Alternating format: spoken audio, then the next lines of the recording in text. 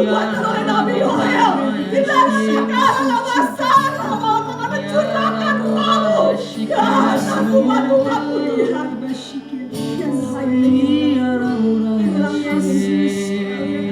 Kami percaya kepadamu Roh Kudus. Kami percaya kepada Allah dari segala. Kami percaya kepada Sang Putra. Kami percaya kepada Roh Kudus. Tunggal Allah yang hidup di dalam kehidupan. Kami siap untuk mendengarkan firman. Nyatakan isi hati dan kehendak-Mu bagi kami. Pakai bibir lidah mulut hamba-Mu untuk menyatakan isi hati Allah bagi umat-umat. Kami siap untuk menerima kebenaran firman. Di dalam nama Tuhan Yesus Kristus. Semua yang siap mendengarkan firman Tuhan, kita katakan bersama-sama, amin. Shalom Bapak Ibu Saudara yang kekasih dalam Tuhan Yesus Kristus. Apa kabar saudara? Dahsyat luar biasa. Dahsyat luar biasa. Kita percaya bahwa hari-hari ini kita berada pada akhir zaman. Saudara lihat banyak kabar di sekeliling kita yang menggoncangkan kita. Tapi kita percaya kita punya satu pribadi yang senantiasa menyertai kita sampai kepada kesudahan alam. Amin saudara. Itu janji Tuhan. Dan hari ini adalah hari Pentakosta. Saat peristiwa Pentakosta yang pertama saudara, Roh Kudus dicurahkan bagi murid-murid Tuhan, bagi orang-orang yang percaya, yang bertekun dengan sehati dalam doa bersama-sama dalam satu unity. Mereka menunggu di atas kamar loteng di Yerusalem, saudara. Dan pada saat itu terjadi kuasa dan lawatan Tuhan yang dahsyat dan luar biasa atas murid-murid Tuhan waktu itu, saudara. Kita melihat tema kita pada hari ini adalah the power of Pentecost, saudara. Ini adalah kekuatan, ini adalah kuasa yang dahsyat dari kuasa Roh Kudus. Karena itulah janji Tuhan. Sebelum Yesus naik ke surga, kita akan lihat ayatnya saudara. Sebelum Yesus naik ke surga saudara, Yesus menjanjikan dalam kitab Kisah Para Rasul yang pertama ayat yang ke-8. Kisah Para Rasul yang pertama ayat yang ke-8 saudara. Saudara sudah dapatkan Kisah Para Rasul 1 ayat yang ke-8. Sebelum Yesus Kristus naik ke surga saudara, pada saat setelah kebangkitan Yesus 40 hari Yesus naik ke surga saudara. Dan apa yang dijanjikan oleh Yesus ada dalam kitab Para Rasul ini saudara. Kisah Para Rasul 1 ayat yang ke-8. Mari kita baca ayat ini bersama-sama. 2, 3. Tetapi kamu akan menerima kuasa kalau Roh Kudus turun ke atas kamu. Dan apa saudara? Dan kamu akan menjadi saksiku di Yerusalem dan di seluruh Yudea dan Samaria dan sampai ke ujung bumi. Inilah janji Yesus sebelum dia terangkat ke surga. Dan apa yang terjadi setelah 10 hari murid-murid menunggu di kamar loteng Yerusalem. Kita lihat Kisah Para Rasul pasal yang kedua ayat yang ke-1 sampai 4. Kisah Para Rasul pasal yang kedua. Lanjut. Kisah Para Rasul pasal yang kedua. Kisah Para Rasul pasal yang kedua ayat 1 sampai 4. Ada di PowerPoint. Kisah Para Rasul pasal yang kedua ayat 1 sampai 4. Kita baca bersama-sama 2, 3. Ketika tiba hari Pentakosta, semua orang percaya berkumpul di satu tempat. Lalu apa yang terjadi saudara? Lanjut. Tiba-tiba apa yang terjadi saudara? Turunlah dari langit suatu bunyi seperti tiupan angin keras yang memenuhi seluruh rumah di mana mereka duduk. Dan tampaklah kepada mereka lidah-lidah seperti nyala api yang bertebaran dan hinggap pada mereka masing-masing. Maka penuhlah mereka dengan Roh Kudus. Lalu mereka mulai berkata-kata dalam bahasa-bahasa lain seperti yang diberikan oleh Roh itu kepada mereka untuk mengatakannya, saudara. Ini adalah peristiwa Pentakosta yang pertama, saudara. Saat Roh Kudus dicurahkan. Saya minta tolong kembali ke PowerPoint. Karena kita akan melihat beberapa hal yang akan kita sama-sama renungkan pada hari ini, di hari Pentakosta saudara, saat Roh Kudus itu dicurahkan saudara. Kita percaya bahwa kuasa Roh Kudus yang sudah dicurahkan itu juga akan memenuhi saudara dan saya di zaman Roh Kudus. Karena kita berada di zaman Roh Kudus. Setelah Yesus naik ke surga, Roh Kudus yang akan menyertai kita saudara. Yesus sudah naik ke surga dan menyediakan tempat bagi saudara dan saya. Dan inilah masa di mana Roh Kudus bekerja di tengah-tengah kita saudara.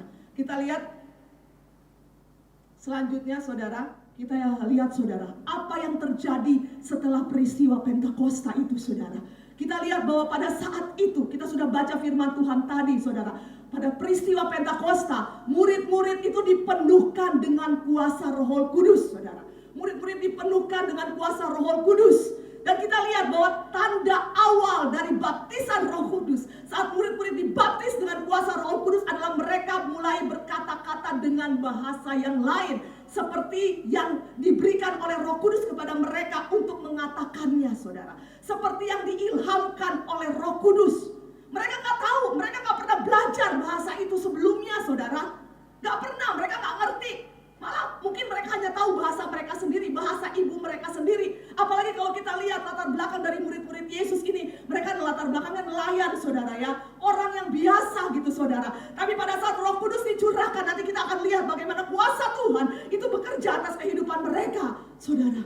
Mereka diubahkan oleh kuasa Roh Kudus. Mereka gak pernah belajar bahasa ini sebelumnya, tapi Roh Kudus memberikan ilham itu, sehingga pada saat mereka dipenuhkan dengan kuasa Roh Kudus, mereka mempunyai bahasa-bahasa yang baru. Itulah bahasa roh, bahasa yang diberikan oleh Roh Kudus kepada mereka untuk mereka mengatakannya.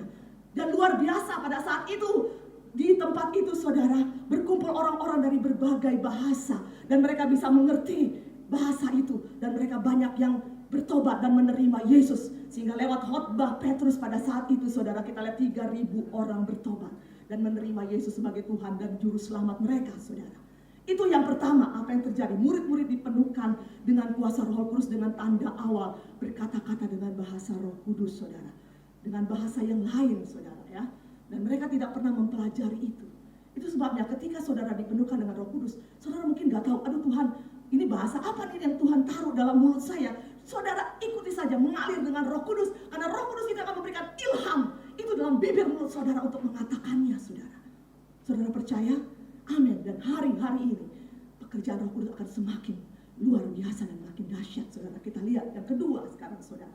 Apa yang terjadi setelah peristiwa Pentakosta yang pertama itu saudara. Kita lihat bahwa murid-murid memiliki kuasa. Kisah Para Rasul pasal 1 ayat ke-8 berkata bahwa kamu akan menerima apa saudara? Kuasa. Kalau Roh Kudus turun ke atasmu dan kamu akan menjadi saksiku di Yerusalem dan di Yudea dan seluruh Samaria bahkan sampai ke ujung bumi saudara. Kuasa saudara. Kuasa itu adalah power saudara. Power dari Roh Kudus. Power, kuasa, kekuatan. Kata aslinya adalah dunamis saudara. Dan itu adalah dinamit yang menggerakkan, yang meledakkan saudara. Yang membangun kehidupan murid-murid yang tadinya sudah lemah mungkin mereka saat itu. Mereka sudah kehilangan iman mereka. Mereka mengalami krisis iman. Mereka gak tahu lagi mereka harus berbuat apa. Pada saat Yesus naik ke surga, mereka merasa mereka seperti yatim piatu. Gak ada lagi guru mereka saudara. Tapi kita lihat bagaimana kuasa Roh Kudus saat memenuhi mereka. Mereka menjadi pribadi yang berubah saudara. Mereka menjadi pribadi yang lain saudara. Pribadi yang tidak sama dengan pribadi yang sebelumnya saudara. Karena mereka menerima kuasa. Bukan kuasa yang sembarangan saudara. Ini adalah kuasa supranatural saudara. Kuasa yang tidak bisa ditandingi oleh kuasa apapun yang ada di dalam dunia ini saudara. Kuasa Roh Kudus. Itulah yang mengurapi mereka saat itu. Sehingga mereka memiliki kuasa saudara. Sehingga mereka sanggup bertahan saudara. Dan firman Allah katakan, mereka menjadi saksi Tuhan di Yerusalem. Sebelumnya mereka hanya tinggal di Yerusalem saja saudara. Kan disuruh tunggu di Yerusalem. Waktu bersama-sama dengan Yesus, mereka hanya seputar-putar Yerusalem. Ya paling ke Yudea, ke Samaria. Tapi setelah itu, setelah peristiwa Pentakosta, saudara bisa melihat bahwa mereka diurapi sampai mereka pergi ke ujung bumi saudara. Saya punya petanya sebetulnya saudara, bisa ini. Nah ini saudara-saudara bisa lihat di peta ini, Yerusalem itu adalah yang paling bawah sebelah kiri. Saudara lihat ya, bisa lihat. Ini PowerPoint sebetulnya sangat membantu saudara pada saat kita menyampaikan firman Tuhan. Yerusalem itu hanya sekecil itu saja gitu saudara. Lalu apa? Firman Tuhan katakan, kamu akan menjadi saksiku di Yerusalem dan Yudea. Mereka mengembang lagi, mereka pergi itu. Ada Yudea ya, saudara bisa lihat Yudea. Kemudian dia pergi lagi ke tetangganya lagi, ke Samaria. Nyebrang saudara ya, sana tuh. Tadinya cuman di Yerusalem aja, cuman bunderan kecil itu, Yerusalem, Yudea, Samaria. Terus akhirnya ke ujung bumi. Peta yang setelah ini saudara, kita lihat Yerusalem, kalau di peta ini itu di tengah-tengah yang kecil. Saudara bisa kelihatan gak ya saudara ya?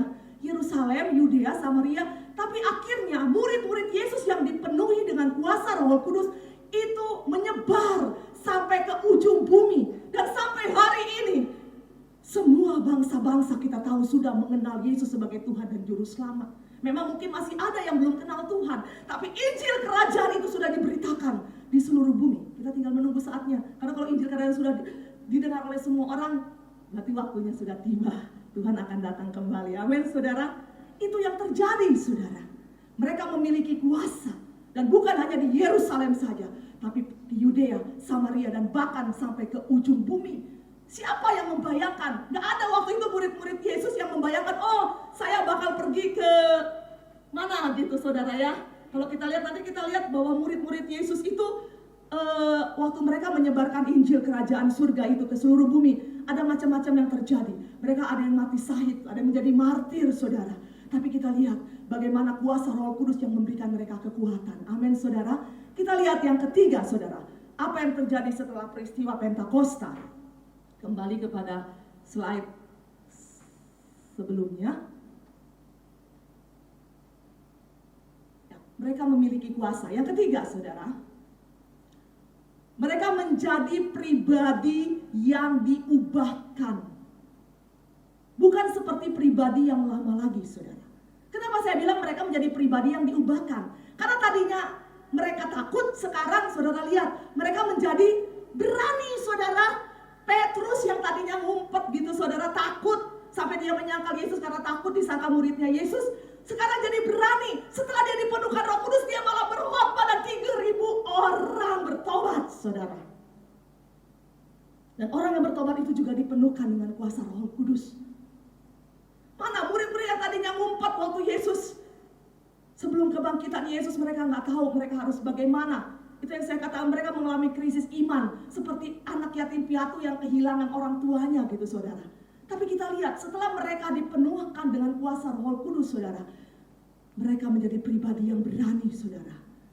Mereka yang tadinya tidak terpelajar, ya apa pekerjaan mereka sebelumnya? Saudara tahu kan? Mereka mayoritas itu nelayan, ya kan, ada pemungut cukai. Dan di situ-situ aja, nggak berkembang gitu saudara. Tapi kita lihat bagaimana mereka menjadi berhikmat saudara.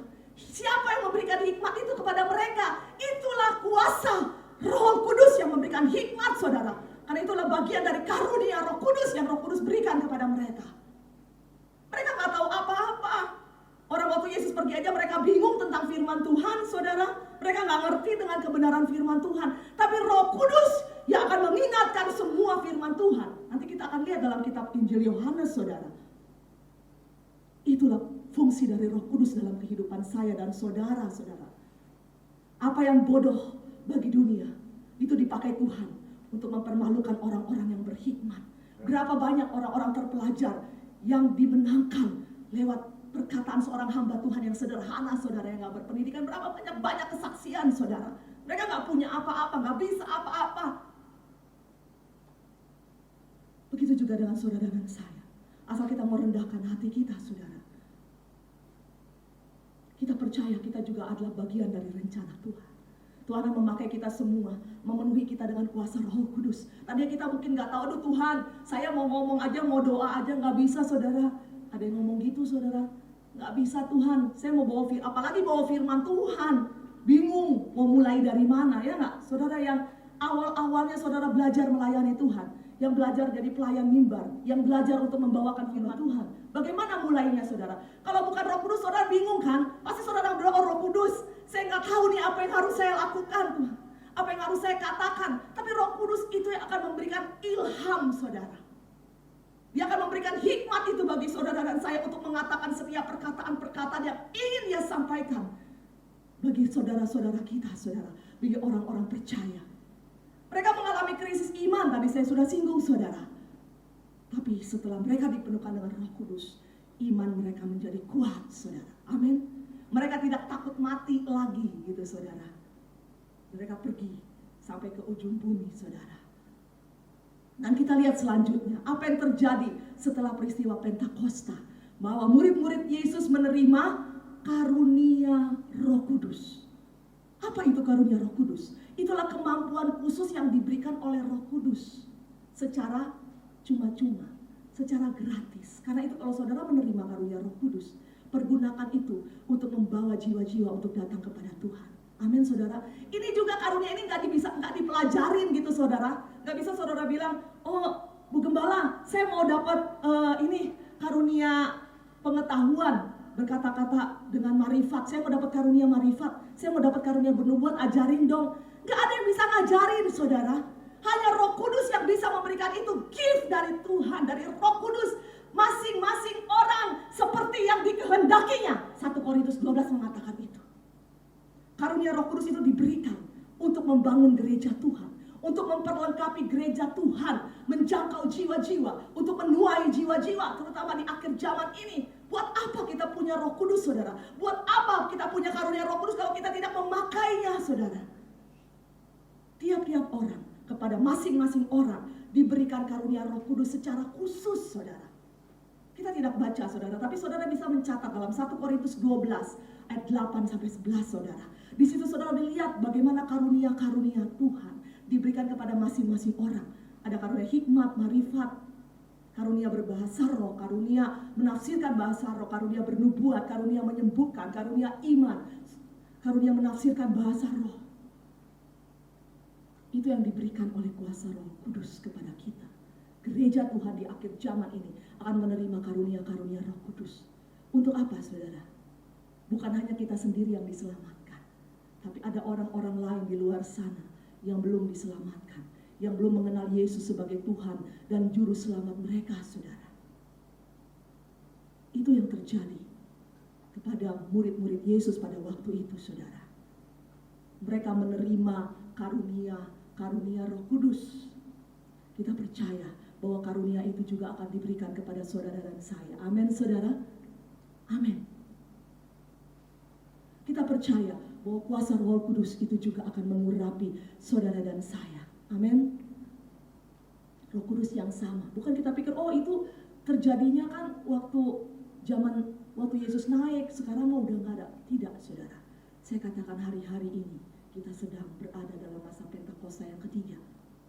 Pada acara hari Jumat kemarin live streaming, lawatan Roh Kudus atas Indonesia, kita mendengarkan firman Tuhan yang boleh meneguhkan kita kembali bahwa hari inilah kita berada di saat-saat di mana Roh Kudus akan dicurahkan saudara. Lebih dahsyat dan lebih luar biasa saudara. Waktu itu murid-murid juga nggak tahu saudara, mereka harus pergi kemana. Tapi kalau kita lihat, kalau kita membaca kitab Kisah Para Rasul, di situ saudara bisa melihat bahwa Roh Kudus itu benar-benar satu pribadi. Dia Allah, bagian dari Allah Tritunggal. Dia adalah satu pribadi saudara. Dia punya perasaan. Dia bisa melarang, dia bisa berkata-kata, dia bisa berbicara. Kalau kita baca kitab Para Rasul, Roh Kudus bisa berkata-kata kepada murid-murid Tuhan pada waktu itu. Mereka udah nggak dengar Tuhan Yesus bicara. Tuhan Yesus sudah naik ke surga. Tapi Roh Kudus, kalau saudara baca juga dalam kitab Kisah Para Rasul pasal 13 dan selanjutnya, Roh Kudus bisa berkata-kata saudara. Dia bisa menuntun, dia bisa melarang, oh jangan pergi ke sini. Dia bisa memilih yang seperti ini yang harus kalian lakukan. Dan dia bisa menunjukkan hal-hal yang akan terjadi di masa yang akan datang. Karena dia adalah satu pribadi. Dia punya perasaan saudara. Itu sebabnya firman Allah katakan, jangan mendukakan Roh Kudus. Karena Roh Kudus itu punya hati. dia punya perasaan. Kalau saudara menyakiti dia juga, dia akan ya seperti saudara gitu. Kalau saudara nggak melakukan apa yang dia mau, pasti ada sesuatu gitu yang akan dia katakan bagi saudara dan saya. Amin, saudara. Saudara percaya kepada kuasa Roh Kudus? Amin. Kita percaya, saudara. Sebelum lanjut, saudara, izinkan saya turun dulu, saudara, agak jauh. Kita lihat kebenaran firman Tuhan selanjutnya, saudara. Bahwa apa yang terjadi setelah peristiwa Pantekosta, bahwa murid-murid melaksanakan amanat agung dari Yesus Kristus. Saudara tahu amanat agung, Pak Gembala sudah sampaikan beberapa minggu yang lalu dalam Injil Matius pasal 28 ayat 19 sampai 20. Matius pasal 28 ayat 19 sampai 20. Karena itu, apa saudara? Pergilah, jadikanlah semua bangsa muridku dan baptislah mereka di dalam nama Bapa dan anak laki-laki dan Roh Kudus, yaitu di dalam nama Tuhan Yesus Kristus. Dan ajarlah mereka melakukan segala sesuatu yang telah kuperintahkan kepadamu. Dan ketahuilah bahwa aku menyertai kamu senantiasa sampai kepada kesudahan alam, saudara. Sampai kepada kesudahan alam. Kita lihat bagaimana murid-murid Yesus pada saat mereka melaksanakan amanat agung dari Yesus Kristus. Mereka pergi ke seluruh dunia, saudara. Mereka mengabarkan Injil kerajaan itu. Dan mereka menjadi saksi Tuhan. Kita lihat selanjutnya, saudara.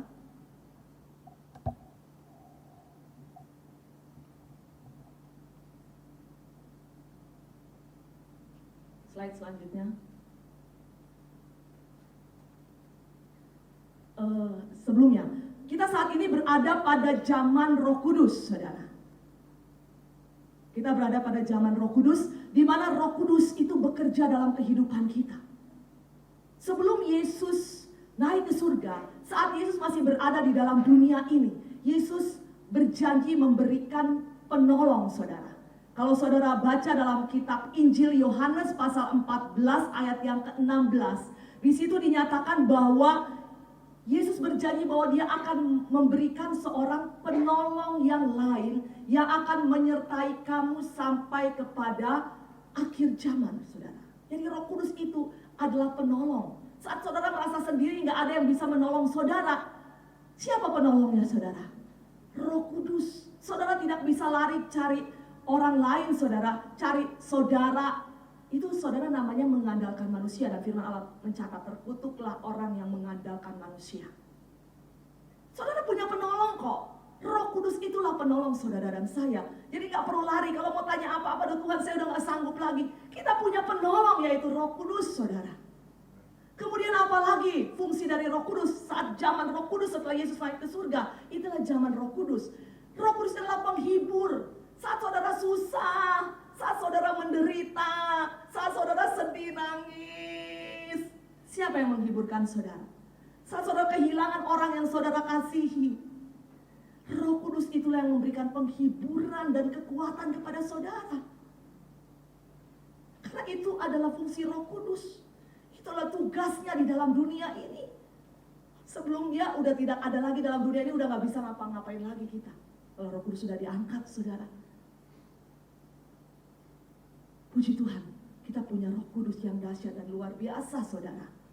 Kemudian apa lagi yang Roh Kudus berikan? Dia akan menginsafkan dunia akan dosa, kebenaran dan penghakiman. Kita tidak usah baca, tapi saudara bisa mencatatnya dalam Yohanes 16 ayat 7 sampai 8. Jadi kalau ada orang yang bertobat, itu karena apa? Karena pekerjaan Roh Kudus, saudara, bukan pekerjaan manusia. Kita ini tim doa yang ada di sini. Kalau kita mendoakan orang, itu bukan kita yang bekerja, saudara. Kita mah gak ada apa-apanya.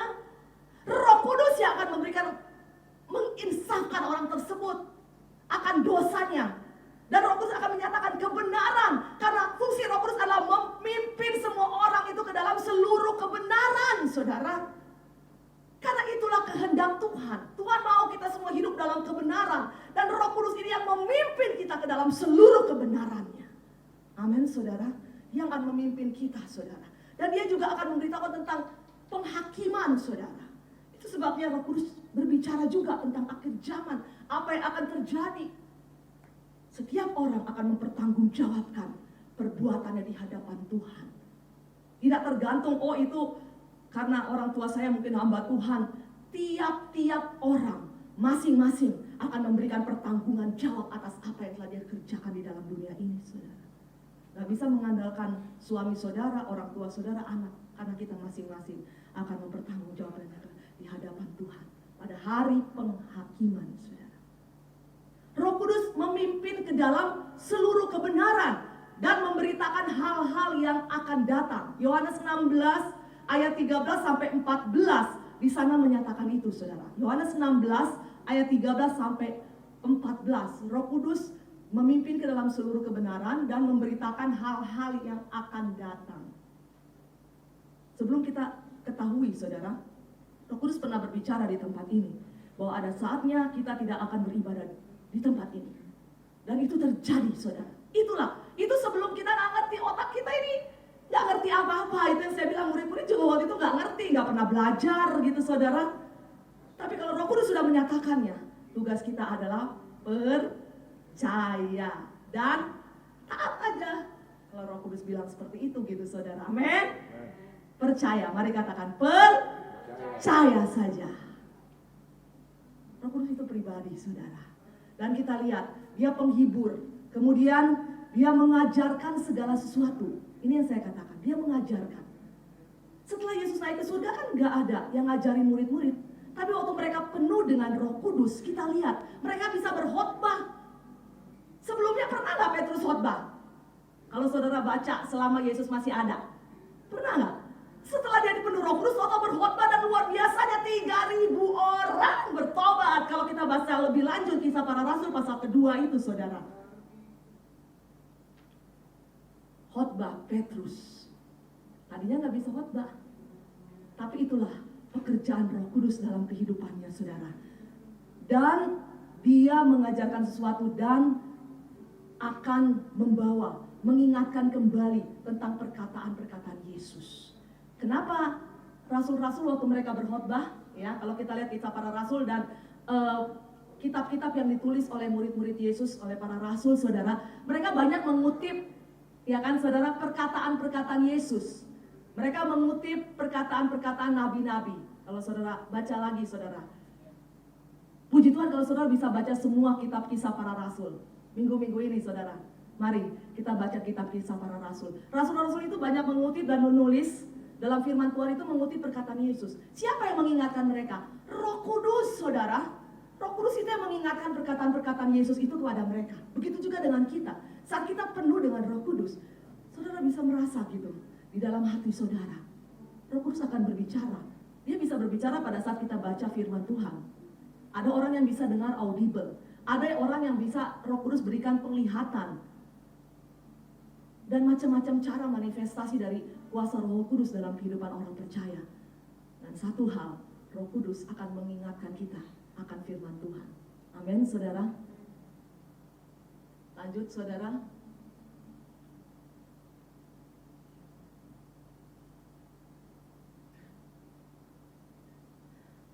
Nah, kita lihat setelah itu, saudara. Setelah peristiwa Pentakosta, pertumbuhan gereja itu luar biasa. Pada saat Yesus mulai melayani, dia membawa berapa orang murid? 12. Setelah itu kita lihat murid-murid diutus berdua-dua menjadi 70 orang murid. Dan pada saat murid-murid menunggu di kamar loteng Yerusalem, jumlah mereka, kitab Kisah Para Rasul mencatat 120 orang. Tapi setelah mereka dipenuhkan dengan Roh Kudus, saudara lihat, sekali lagi bisa baca kitab Kisah Para Rasul.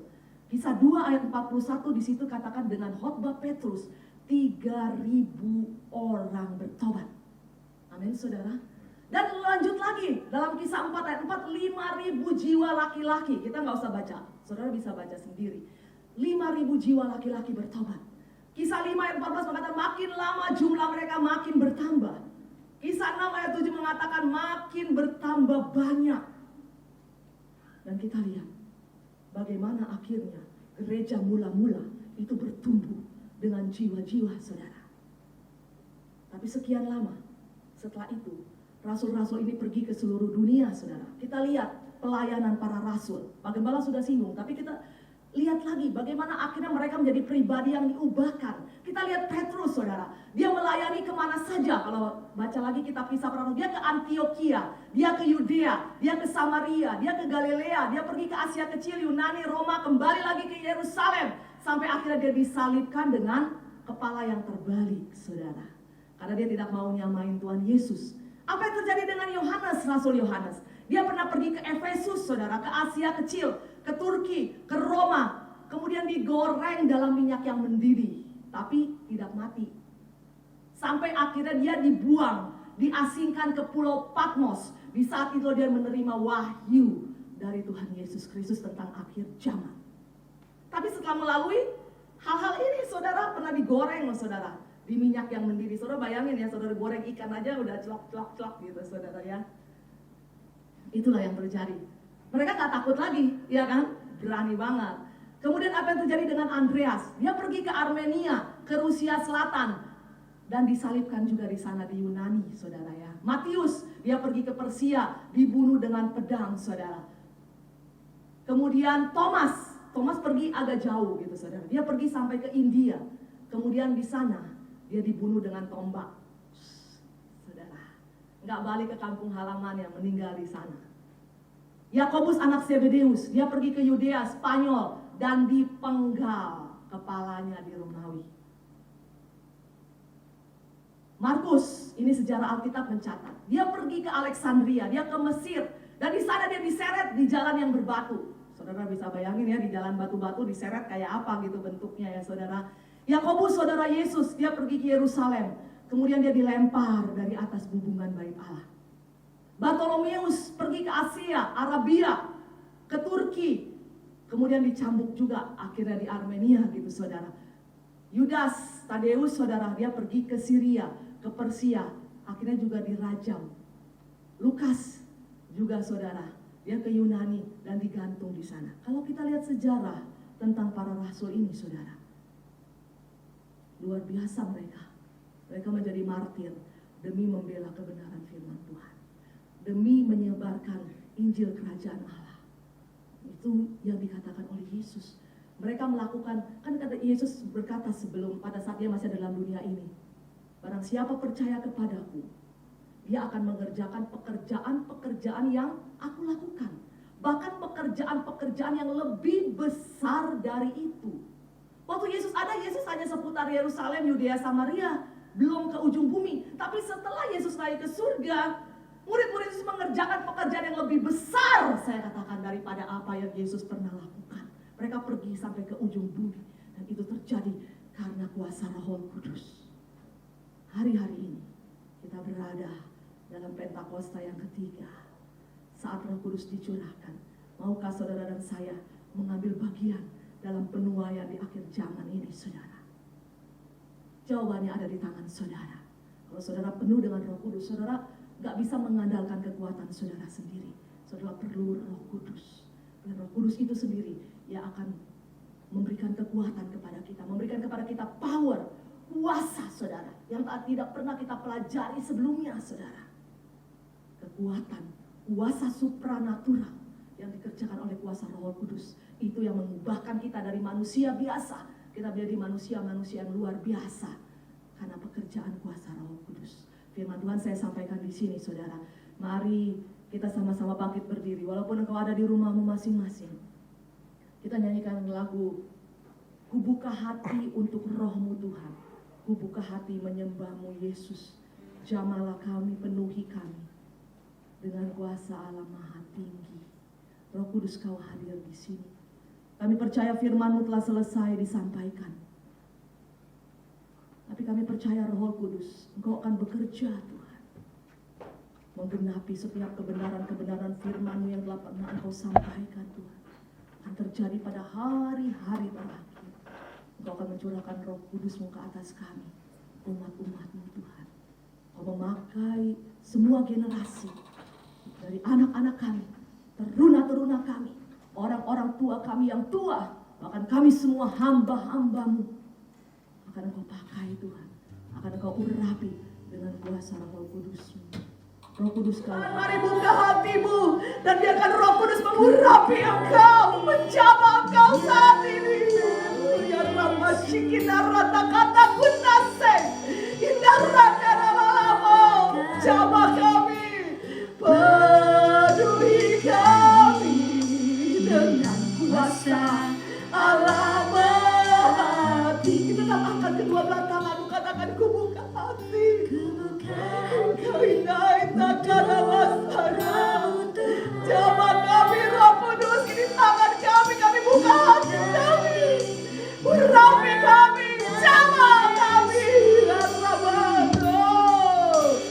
Jamahlah kami, penuhi kami dengan kuasa Allah Maha Tinggi. Buka hati untuk Roh Tuhan. Buka hati menyembahmu Yesus. Jamahlah kami, penuhi kami dengan kuasa Allah Maha Tinggi. Jamahlah kami, oh jamahlah kami, penuhi kami dengan kuasa Allah Maha Tinggi. Jamahlah kami, oh jamahlah kami, penuhi kami dengan kuasa Allah Maha Tinggi. Dengan kuasa Allah Maha Tinggi. Dengan kuasa Allah Maha Tinggi. Oh, berikan kemuliaan bagi Tuhan. Haleluya, haleluya, haleluya. Mari salahkan haleluya dan pujilah Tuhan yang memberikan kuasa Roh Kudus-Nya atas hidupku dan hidupku. Kita tak marah-marah sekera dalam angkat tangan di hadapan Tuhan saat ini dan terima lawatan Roh Kudus. Terima.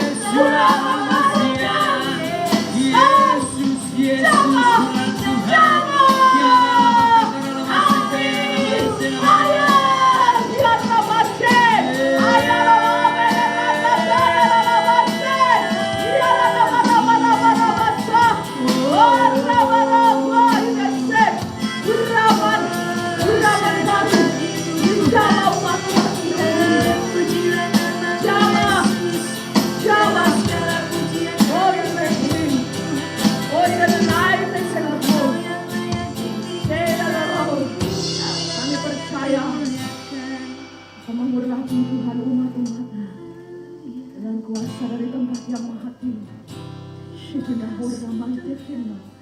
Roh Kudus, Engkau penolong kami, Engkau penghibur kami, Engkau yang menyertai kami sampai kepada akhir zaman.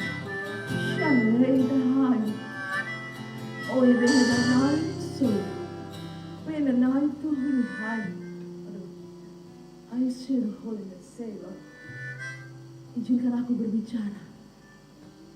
Aku hanya minta 3 menit saja, Roh Kudus. 3 menit saja. Aku mengasihi kalian semua. Aku mengasihi kalian semua. Aku tahu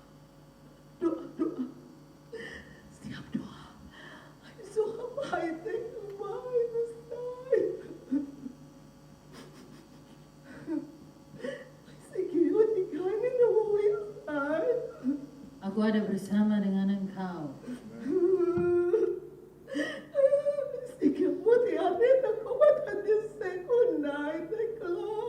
Di saat-saat tersulit dalam hidupmu,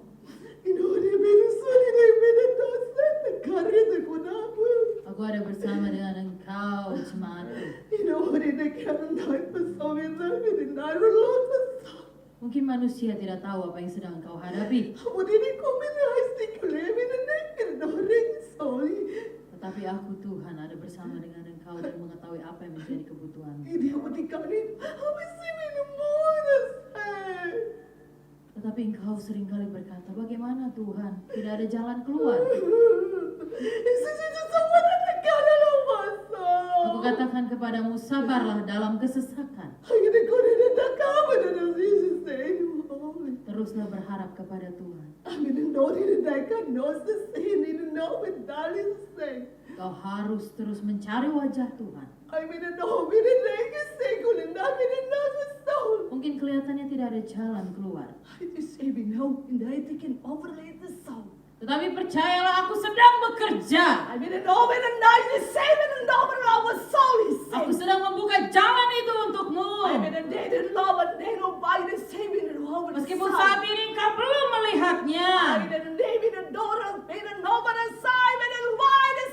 tetapi teruslah lakukan apa yang harus menjadi bagian yang kau lakukan. Karena aku katakan kepadamu sekali lagi bahwa aku sedang melakukan apa yang menjadi bagianku, yaitu membuka jalan untukmu. Teruslah berdoa. Sabarlah dalam kesesakan. Teruslah mempunyai pengharapan di dalam Tuhan. Ya itu saja, hamba-Ku. Aku mengasihi engkau. Aku sangat mengasihi engkau.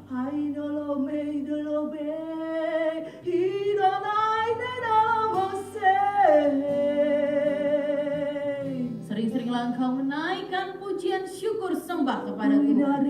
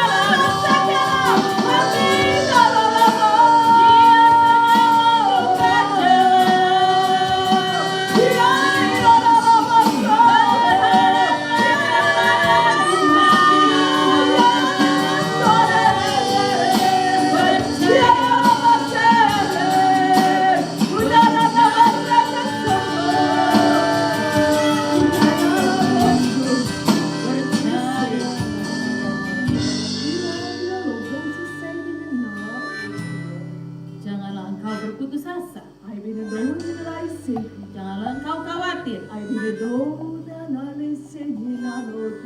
tetapi naikkanlah seluruh permohonanmu kepada Tuhan melalui doa. Aku mengasihi. Ya itu saja, hamba kasih dan kudus. Kami kembalikan segala pujian, hormat, syukur, kemuliaan, kuasa, keagungan, kejayaan hanya bagi Yesus Kristus Tuhan, kekal sampai selama-lamanya. Dan kami terima selawatan dan jamahan kuasa Roh Kudus hari ini di dalam nama Tuhan Yesus Kristus. Semua yang percaya diberkati Tuhan, kita katakan bersama-sama.